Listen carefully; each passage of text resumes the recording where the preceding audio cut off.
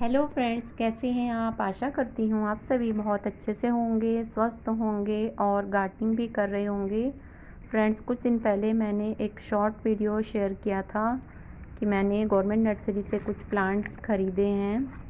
आज मैं इन सभी को रिपोर्ट करने वाली हूँ। और ये देखिए, गुलाब का प्लांट बिल्कुल सूख गया है। मैंने 2 प्लांट ख़रीदे थे। और फ्रेंड्स, ये है बेलपत्र का प्लांट। देखिए, बिल्कुल छोटा सा ही ये प्लांट है और 15 रुपए में मुझे मिला है। और ये जो प्लांट है, ये है अशोका का प्लांट। ये एक बड़ी वाली थैली में लगा हुआ है, तो ये मुझे 25 रुपये का मिला है। बाकी के सारे प्लांट मुझे 15-15 रुपये में मिले हैं। और ये नागचंपा का प्लांट जो आसानी से कटिंग से भी तैयार हो जाता है और बहुत ही सुंदर इसमें वाइट कलर के फ्लावर्स आते हैं, तो ये भी मैंने 15 का ही लिया है। और फ्रेंड्स, ये अरेका पाम का प्लांट तो मैंने बाद में लिया है। जो गली में प्लांट्स बेचने वाले आते हैं, उन्हीं से मैंने ये ख़रीदा है। ये 120 का प्लांट मुझे बोल रहे थे, लेकिन 100 रुपये में मुझे ये प्लांट मिल गया है और इसे मैंने रिपोर्ट भी कर दिया है। इन सभी प्लांट्स को मैं 10 इंच वाले पॉट्स में शिफ्ट कर रही हूँ। फ्रेंड्स, कुछ दिन पहले मैंने इन सभी पॉट्स के नीचे गार्डन वेस्ट भरा था। लगभग महीना भर हो गया होगा, तो काफ़ी कुछ वो डिकम्पोज़ हो चुका है। और यहाँ पर पीछे मैंने नॉर्मल गार्डन सोइल और कुछ सूखे पत्ते लिए हैं, जो मेरे गार्डन से ही निकला हुआ सारा वेस्ट है।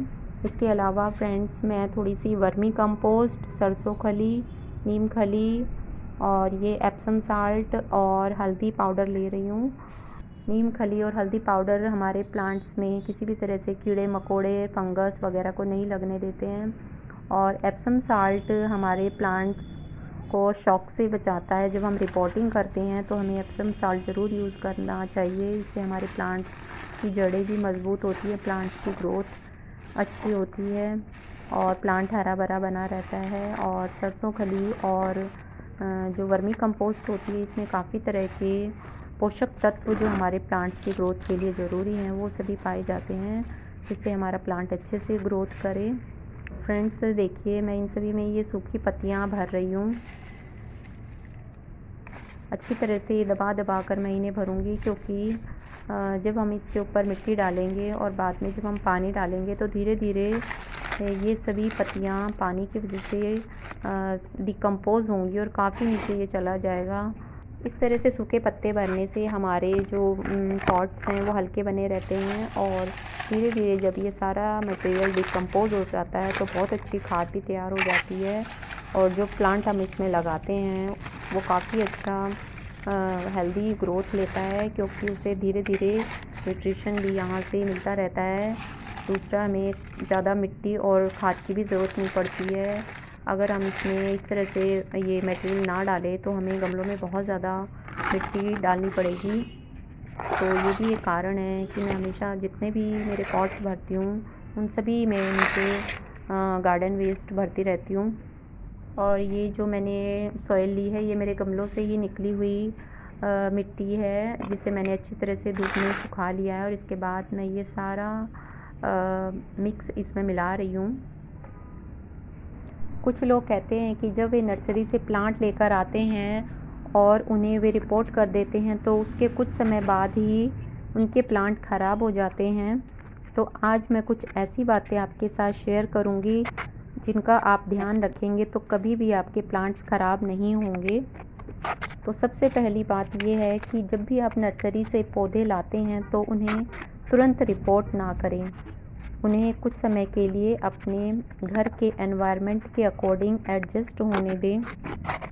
उन्हें कुछ समय शेडी एरिया में रखें, जहाँ पर बहुत तेज़ धूप ना आती हो। नर्सरी से प्लांट्स लाने के लगभग 8-10 दिन तक उन्हें रिपोर्ट ना करें। बहुत छोटे छोटे पॉली बैग्स में ये लगे होते हैं, जिनमें मिट्टी बहुत जल्दी सूख जाती है, तो इसलिए इनकी वाटरिंग का भी बहुत ध्यान रखें।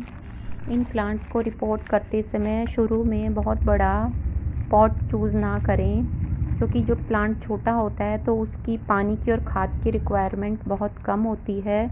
अगर हम उसे शुरू में ही बड़ा पॉट दे देते हैं, तो कई बार ओवर वाटरिंग या ओवर फर्टिलाइजिंग की वजह से भी प्लांट ख़राब हो जाता है। मेरा ये जो प्लांट आप देख रहे हैं ये लोकल सॉइल में ही लगा हुआ है, इसकी मिट्टी काफ़ी अच्छी है। तो ये जो एक्स्ट्रा मिट्टी है इसे मैं हटा दे रही हूँ। इसकी ये रूट्स भी कुछ एक्सपोज हो गई हैं, तो मैं अब इसके साथ कुछ ज़्यादा छेड़छाड़ नहीं करूँगी और धीरे से इसे लगा दूँगी ताकि रूट्स बिल्कुल भी डिस्टर्ब ना हों। बस ऊपर से थोड़ी सी और मिट्टी डालकर रूट्स को अच्छे से कवर कर दूँगी।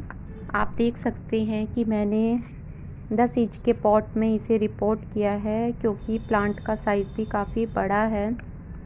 हमेशा प्लांट के साइज़ के अकॉर्डिंग ही पॉट साइज़ सेलेक्ट करें। अगर प्लांट बहुत छोटा है तो उसे छोटे पॉट में, जैसे 5-6 इंच के पॉट में भी रिपोर्ट कर सकते हैं, और अगर प्लांट थोड़ा बड़ा है जैसे आप देख सकते हैं तो उसे 10 इंच के पॉट में शिफ्ट करें। कभी भी छोटे प्लांट को बड़े पॉट में रिपोर्ट ना करें। और ये तो मेरा प्लांट बिल्कुल ही सूख गया है, तो इसे मैं हटा दूँगी। रिपोर्टिंग के लिए आप मिट्टी, सीमेंट या फिर प्लास्टिक का गमला ले सकते हैं, लेकिन अगर आप बिगनर हैं तो मिट्टी या सीमेंट के गमले में प्लांट को रिपोर्ट करें, क्योंकि इनमें प्लांट बहुत अच्छे से चलते हैं। रिपोर्टिंग से पहले इनमें ड्रेनेज के लिए होल्स भी बना लें, और उन होल्स को कवर करने के लिए जैसे मटके के टुकड़े या फिर कपड़े का भी इस्तेमाल कर सकते हैं। अगर आप प्लास्टिक का गमला चूज़ कर रहे हैं तो उसमें कम से कम 4-5 होल्स बनाएं, क्योंकि प्लास्टिक के गमले में पानी जल्दी से सूखता नहीं है। प्लांट को रिपोर्ट करते समय इस बात का ध्यान रखें कि उसकी रूट्स बिल्कुल भी डिस्टर्ब ना हो, उसे as it is root ball के साथ ही शिफ्ट करें। लेकिन इस बात का भी ध्यान रखें कि अगर प्लांट लाल मिट्टी या चिकनी मिट्टी में लगा हुआ है तो पहले उस मिट्टी को हटा दें, क्योंकि लाल मिट्टी या चिकनी मिट्टी दोनों ही प्लांट को ख़राब कर देती है। इसके लिए अच्छा सा सोइल मिक्स तैयार करें और फिर उस मिट्टी में ही प्लांट को रिपोर्ट करें। प्लांट की जो मिट्टी भी हम तैयार करते हैं वो प्लांट के हिसाब से तैयार होती है कि कौन सा प्लांट किस तरह की मिट्टी में अच्छे से चलता है। अगर इस बात की जानकारी नहीं है कि किस तरह की मिट्टी में प्लांट को रिपोर्ट किया जाए, तो इसके लिए हम एक कॉमन सा सोइल मिक्स तैयार कर सकते हैं। जैसे इक्वल अमाउंट में कंपोस्ट, गार्डन सोइल और सैंड मिलाकर हम उसमें प्लांट को रिपोर्ट कर सकते हैं। कंपोस्ट हम कोई भी ले सकते हैं, चाहे किचन कंपोस्ट हो, वर्मी कंपोस्ट हो या गोबर खाद हो। उसमें इक्वल अमाउंट में सैंड और गार्डन सोइल मिलाएं और उसमें प्लांट को रिपोर्ट करें, तो भी प्लांट बहुत अच्छे से चलता है। प्लांट को रिपोर्ट करते समय हमेशा शाम का समय ही सेलेक्ट करें। कभी भी प्लांट को तेज़ धूप या दोपहर के समय रिपोर्ट ना करें, इससे भी प्लांट शॉक में जा सकता है और ख़राब भी हो सकता है। अगर प्लांट्स की रूट्स इस तरह से एक्सपोज हो जाती हैं तो प्लांट्स को रिकवर होने में काफ़ी समय लगता है। इस तरह के प्लांट को कम से कम रिकवर होने में 20 से 25 दिन का भी समय लग सकता है। जब आप प्लांट को रिपोर्ट करने जा रहे हैं तो उससे पहले भी उसकी मिट्टी मॉइस्ट रहनी चाहिए, यानी उसमें हल्की वाटरिंग आपको करनी चाहिए, क्योंकि रिपोर्टिंग में भी समय लगता है और पानी की कमी से प्लांट ख़राब भी हो सकता है। इसलिए रिपोर्टिंग से पहले भी प्लांट्स में हमेशा नमी बनाकर रखें।